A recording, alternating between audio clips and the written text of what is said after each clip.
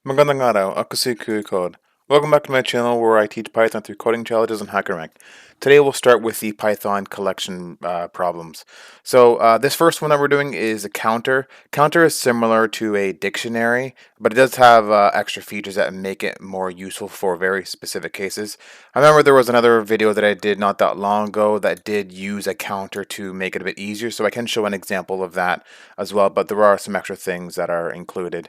So let me go ahead and open up my IDE here. So first, from collections, I'll import counter. And let's start with something simple. So let's say I have a text banana here. And then counter equals counter, which is like a form of a dictionary.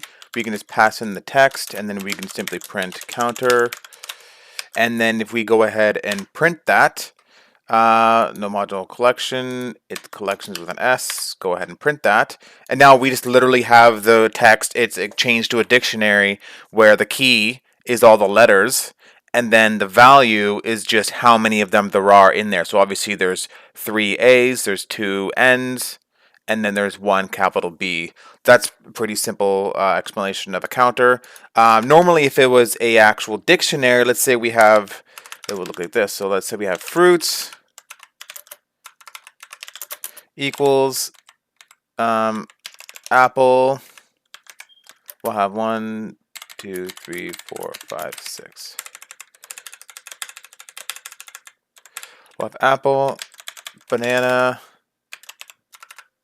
apple, orange, banana, apple. So we have 3 apples, we have 2 bananas, and you have 1 orange. So this is our list. First, we'll just show you an example with the dictionary. Fruit dictionary. We'll just make a new fruit dictionary, and then just so for fruit in fruits, if fruit, need my tab. If fruit in fruit fruit dictionary, then we can simply fruit. Oops, this is supposed to go there.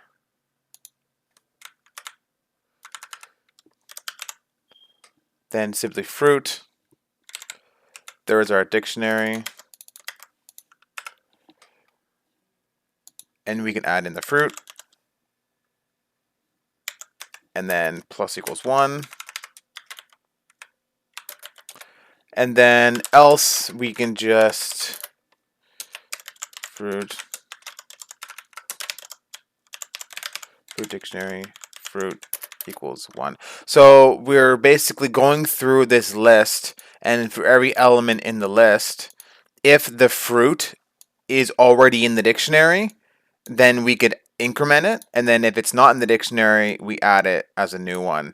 And then we can just print out fruit dictionary and see what we get with that.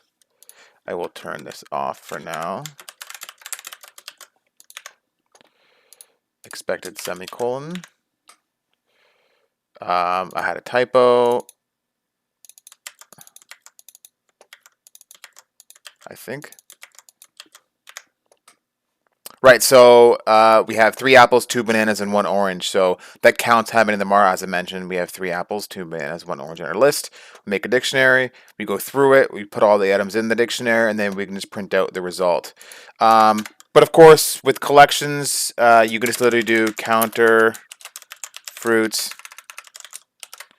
and then we can just literally, actually we'll just call it count.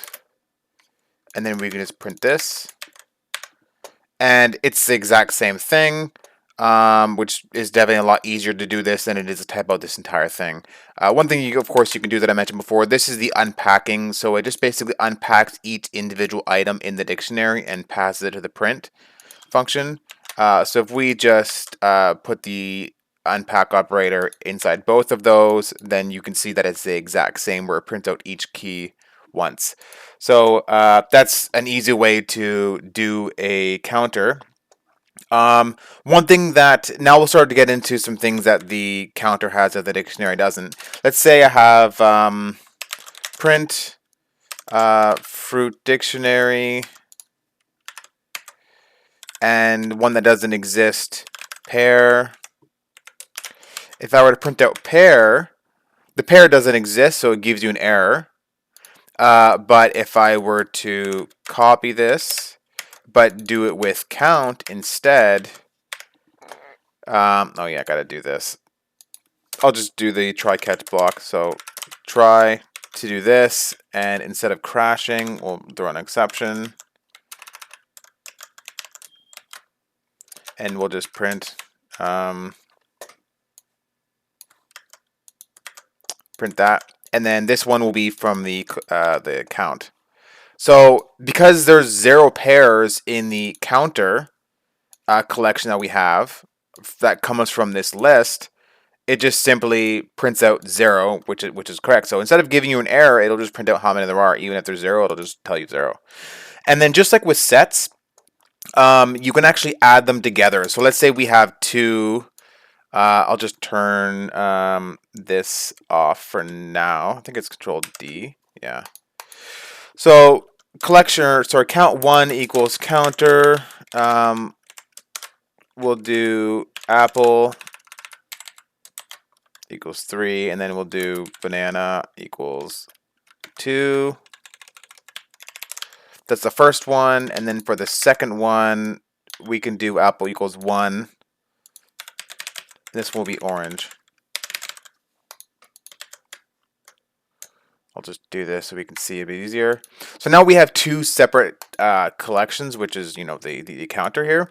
And then we can simply use the same type of operators that we can do with sets. So we can just literally do C1 plus C2. So of course, you add the apples, and then you add the banana, and you add the orange. So we should expect apples to be 4, bananas to be 2, and orange to be 2. So if you print that, wait, what was the... I missed what the error was. Oh, that comp was not supposed to be there. That's supposed to be a or a colon. So look, these 2 counters are basically added together. And of course, you could just save this in a different variable. That way, you can just take the values of of 2 different collections or 2 different counters and copy it over to another one. But this is literally the result of adding these 2 together. Likewise, we'll just make a couple of these.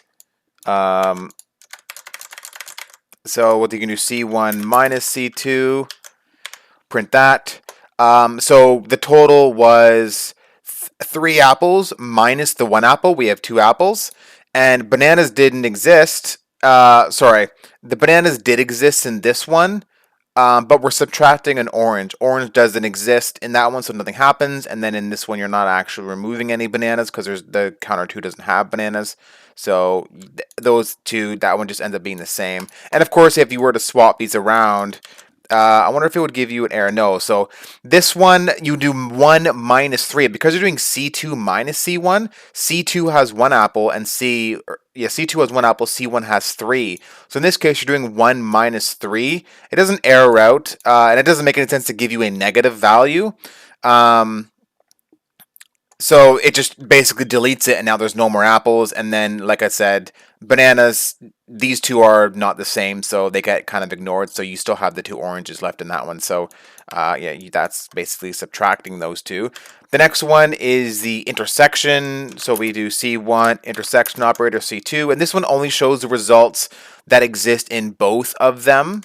So if I were to go ahead and do that, I'll just make this... If we were to go ahead and do that, counter 2 has 1 apple, and counter 1 also has, at least 1 apple. So they both have 1 apple. So that's all you have. This one doesn't have orange, and this one doesn't have banana, so those ones are ignored. The other 2 apples are ignored, so this is just the intersection of both of those. And then lastly, as an example, C1 union C2, which just basically adds both of them together. But it does it a bit differently than actual addition. This is just a union. So if you go ahead and print that out, this one you have 3 apples, 2 bananas, and 2 oranges. So the 2 bananas and the 2 oranges are pretty straightforward.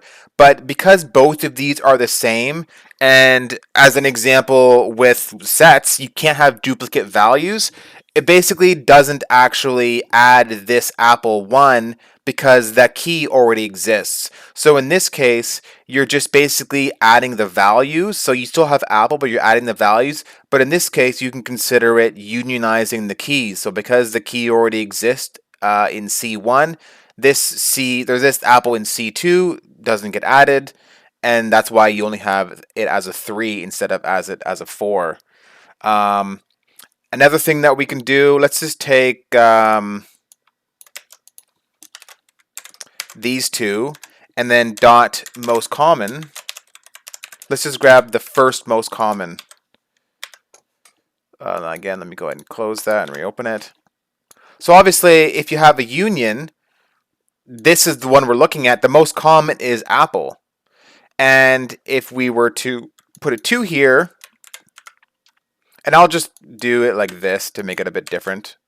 We'll go ahead and do that. So now what we have is the 2 most common is apple and banana. So it's not just the second most common, which would be banana. It's the top 2, which is why we have just the first 2. And of course, if you put in 3, it'll just give you all 3. That's what happens if you put 4, because 4 doesn't exist. It would still just show the top 3. It doesn't give you an error in that case. And of course, if you do the union, it'd be the same thing. It's just that it'd look a bit different.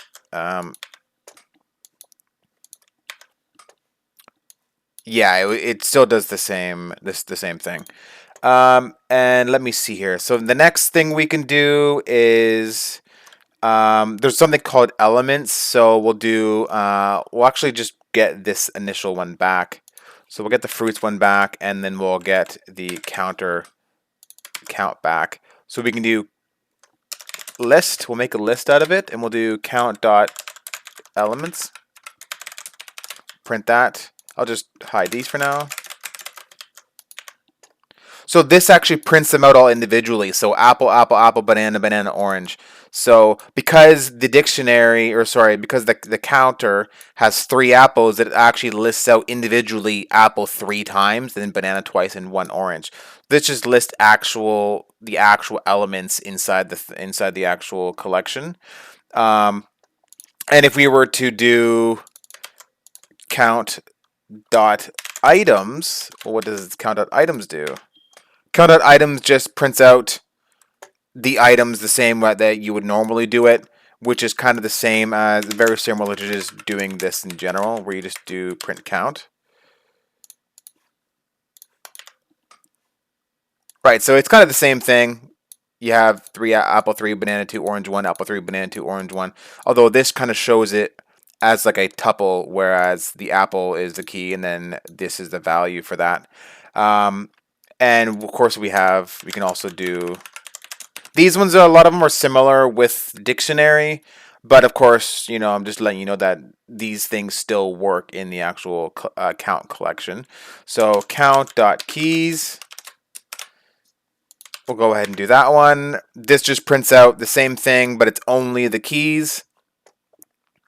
And we can also do print count.values.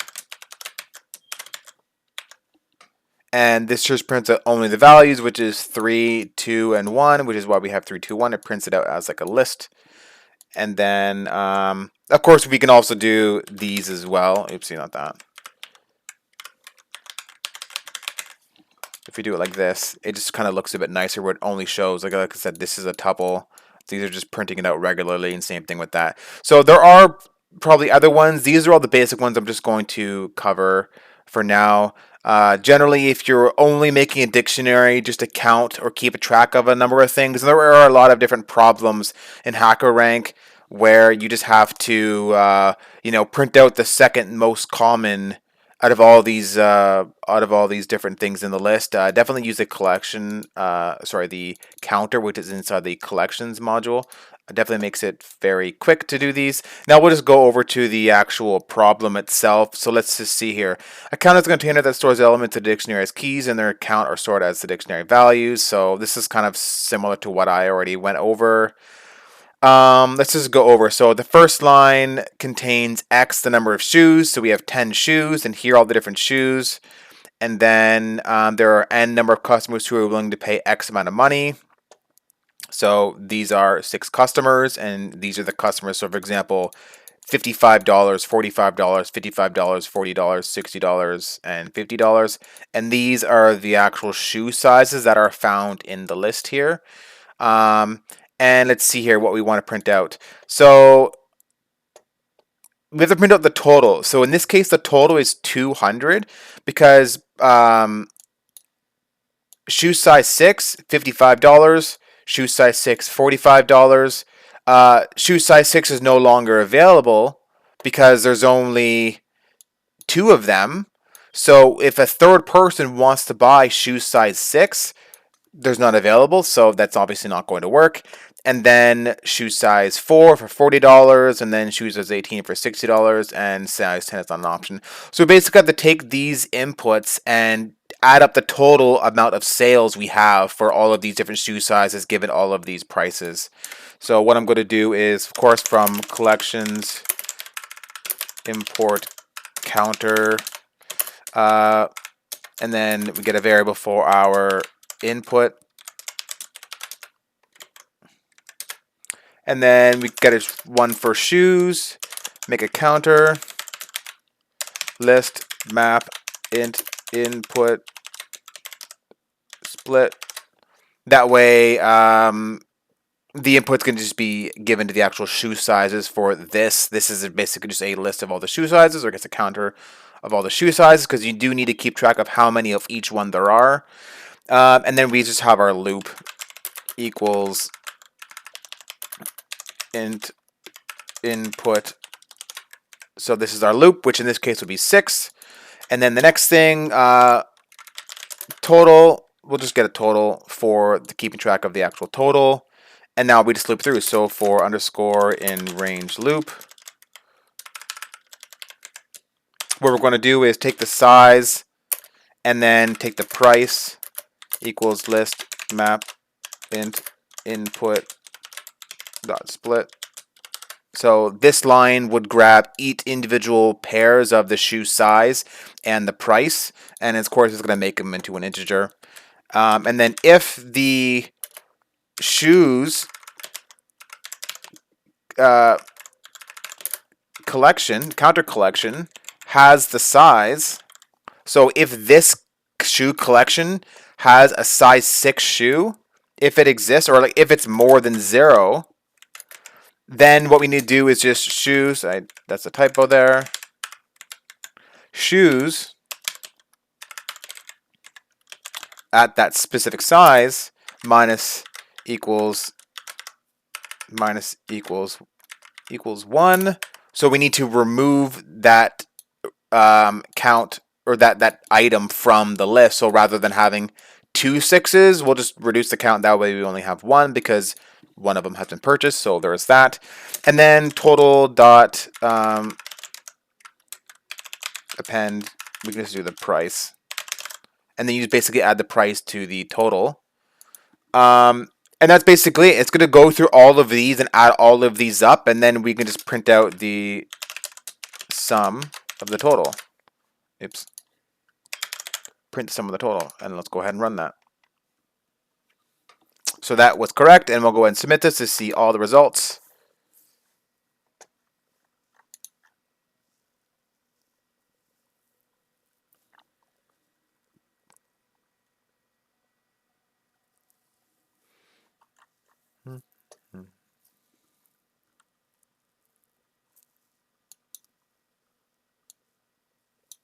For some reason, this part takes a bit of time. All right, that is it for this lesson and for this video. So if you found this video helpful, please like and subscribe for more coding challenges.